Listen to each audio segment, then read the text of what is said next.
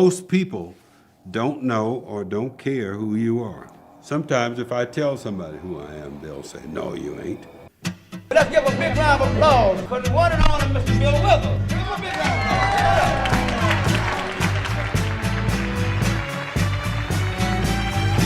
Ladies and gentlemen, Mr. Bill Withers. My senses didn't need to be heightened quite that much in order for me to feel like I was valid, you know. It just depends on your personality. I might wake up next Thursday and think like, man, I'm really bored. I feel like showing off.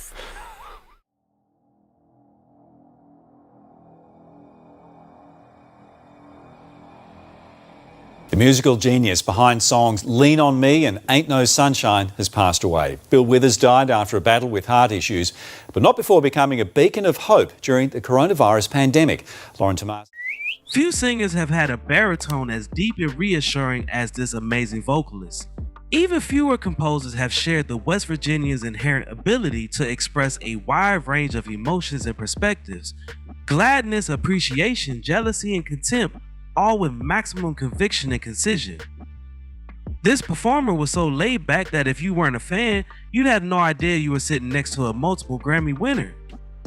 The centerpiece of today's video is about a singer who was as smooth as butter, Mr. Bill Withers. Now before we start, let's be sure to leave a like on the video, subscribe to the channel, and push that notification bell to be sure you won't miss out on any more content. Now, without further ado, let's cue that intro.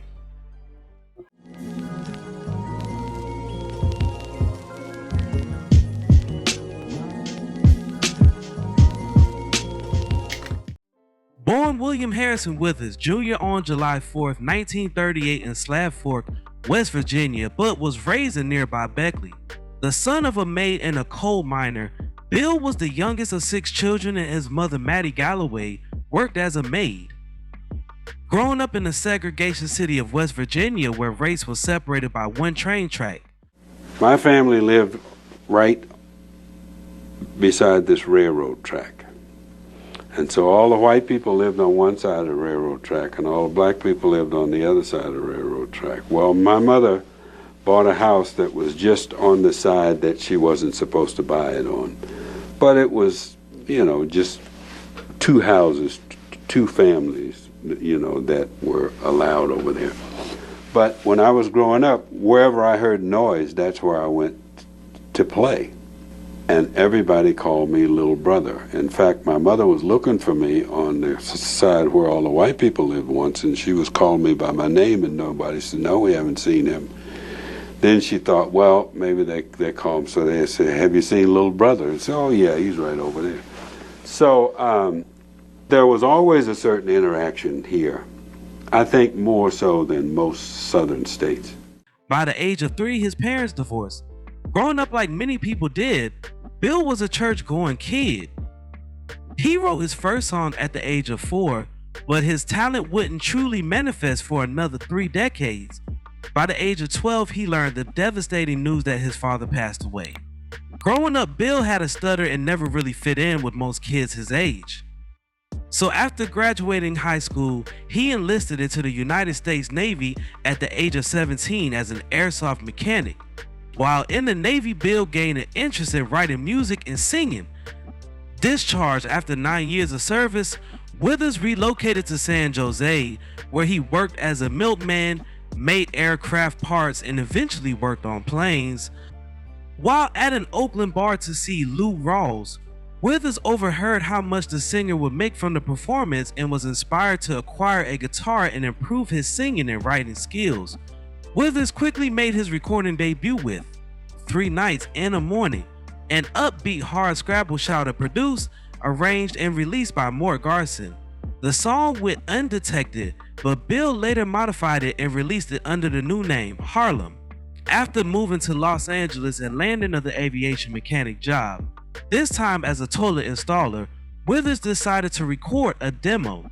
Ray Jackson of the Watts 103rd Street Rhythm Band. One of the musicians engaged to assist took the tape to Stax label's Forrest Hamilton, who arranged to have Sussex Records Clarence Avant and Meet Withers, physically moved by an original title, Grandma's Hands. Avant signed Withers to Sussex. Now, while in Hollywood, Bill worked a regular job, not because he had to, it was because he knew how the music business could be and would rather finance his own career. A true hustler at heart, Bill worked for Douglas Aircraft Corporation, IBM and Ford to help pay for studio time and tapes for him to sell his demos, which he sold during his performances at local clubs. Start us off really. Can I take us right back to when you actually first started recording? How did your recording career come about? Kind of unusual. I saved up some of my own money and recorded myself, and then I just walked around and knocked on everybody's door, and finally I did get to record. So now I'm in the record business. That's it. Quickly matched by Avant of Booker T. Jones and most of the producer, keyboardists, and bandleaders partners in the MGs.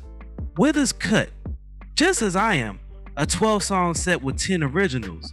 The album peaked number 5 on Billboard Top R&B Albums charts and number 39 on Billboard Top 200 charts. This album had 2 hit songs with Grandma's Hands, which peaked number 42 on Billboard Hot 100 charts, and Ain't No Sunshine, which peaked number 3 on Billboard Hot 100 charts. This song sold over 1 million copies, going certified gold. The following March, Ain't No Sunshine was up for 2 Grammy Awards and won Best Rhythm and Blues Song, beating out artists like Gladys Knight and the Pips, the Jackson 5, Jean Knight and the Undisputed Truth. Withers was also nominated for Best New Artist but lost to Carly Simon. As stated earlier, throughout Withers' career he still worked a regular job. In fact, his debut album picture was taken while he was working. As most artists get into the industry at a very young age and are honestly naive towards industry tactics such as contracts and finances. Bill was 33 when he stepped into the industry. With that being said, he refused to quit his job as he strongly believed the music industry was fickle. Unlike a lot of people, I guess, who make their living doing music, I don't do it all the time. What do you mean? Is this not a full-time career for you? Do you have another avocation or vacation? Well, about like everybody else, I meddle here and there. But I started doing this, as you know by now, it's probably a worn-out old story, but I was like 33 when I started doing this. So it's hard for me to let it become my whole life. You know, a lot of people who are in the entertainment business lose track of what's important. Do you think that you have a handle on what life is all about? I don't know. I have a handle on what mine's all about. Withers had embarked on a tour with the Watts 103rd Street Rhythm Band plus percussionist Bobby Hall. During a brief pause in traveling, Withers recorded and produced his follow-up album with this band, even more successful than the debut album, Still Bill. This album reached number 1 on Billboard Top R&B Albums charts and number 4 on Billboard 200 charts.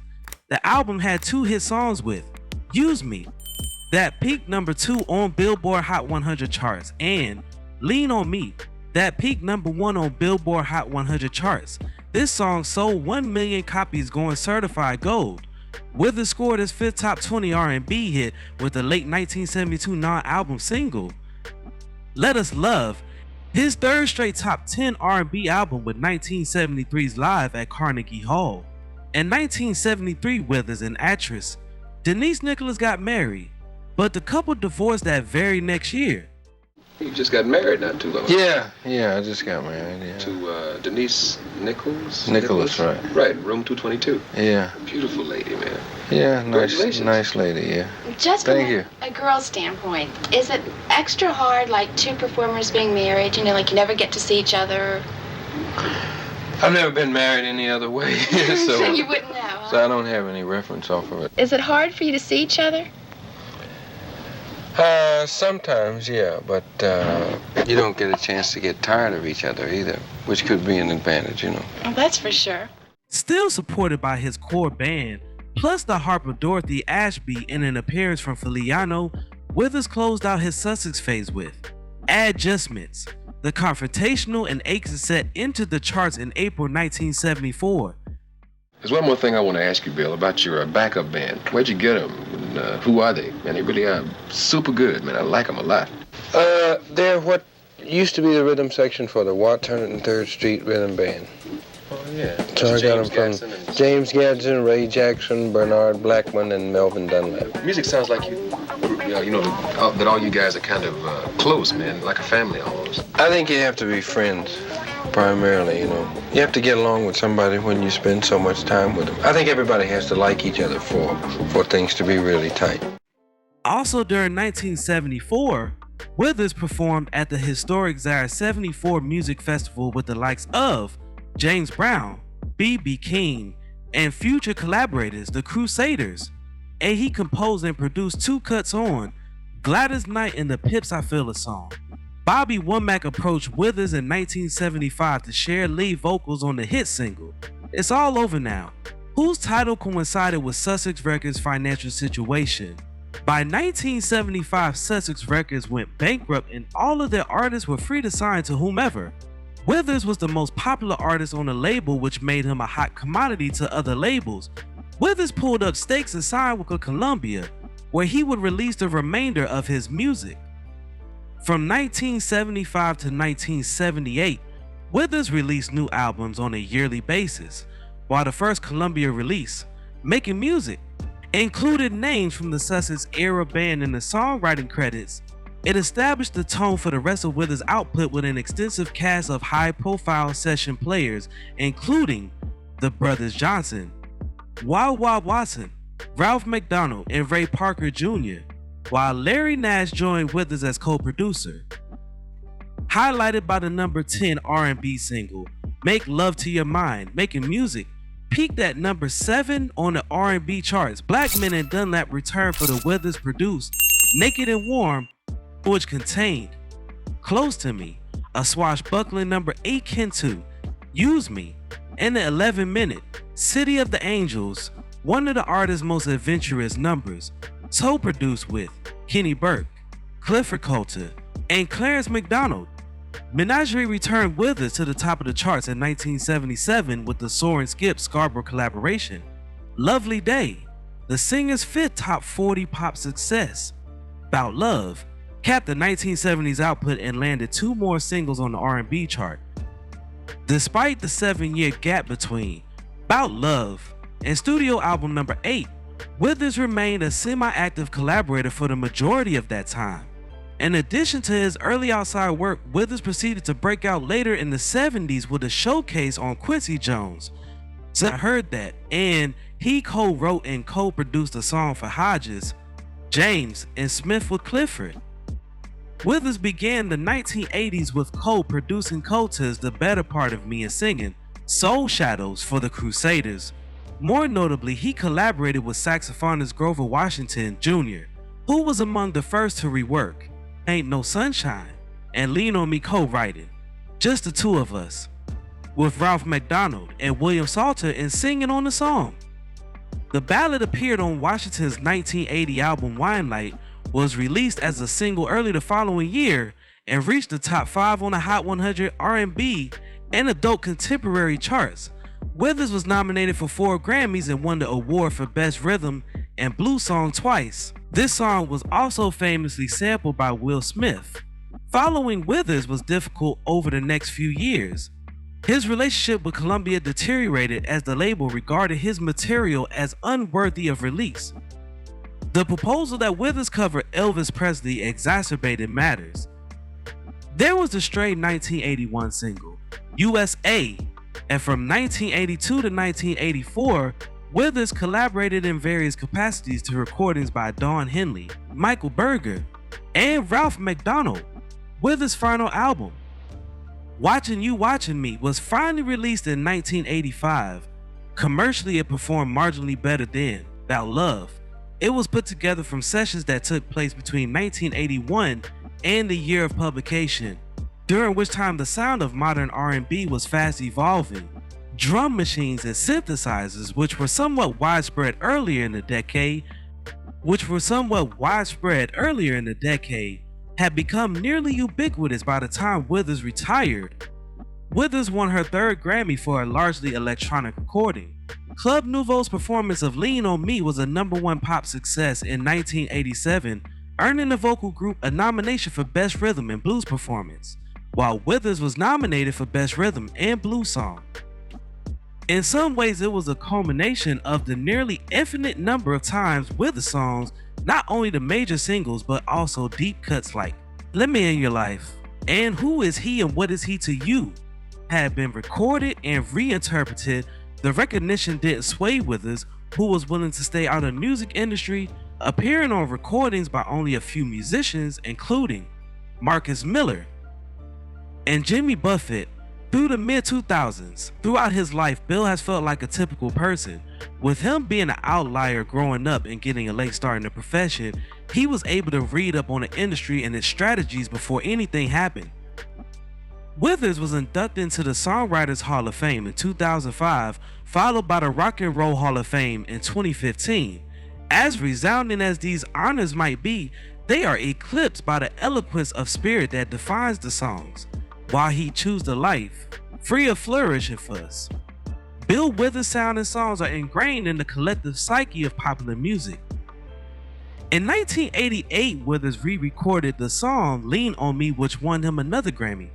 Bill was once asked why he walked away from music, and Bill stated, "It just wasn't in my DNA to stay in the industry.